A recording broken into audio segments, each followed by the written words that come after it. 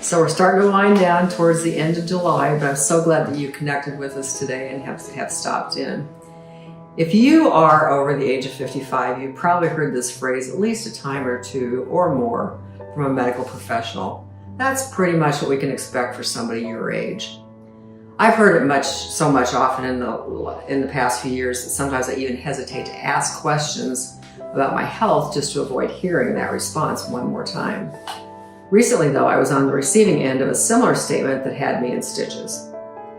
I was visiting with a young person after church one Sunday morning. I was asked if I played a certain popular game app on my phone.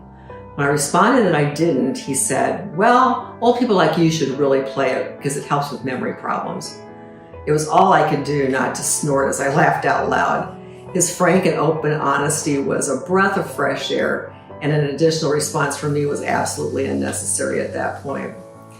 Wouldn't it be refreshing in our conversations with each other if we would set aside our barriers and be more honest with each other?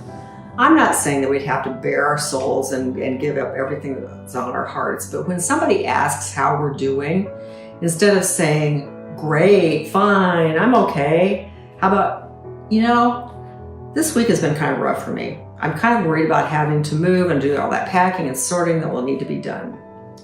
Or if we're in a period of grieving or a time that's been hard emotionally, our response might be, "Some days are good, some are a lot rougher. It's hard to adjust to having to do so many things for myself now."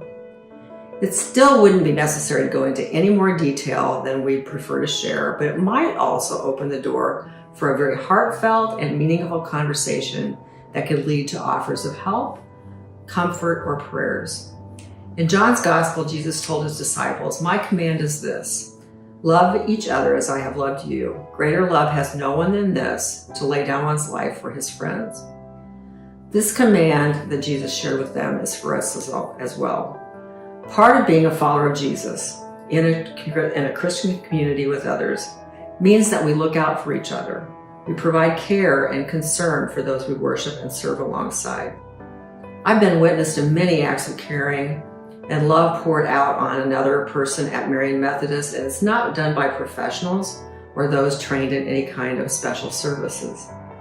Caring happens in the chairs on Sunday morning, in conversations in the center or in the parking lots.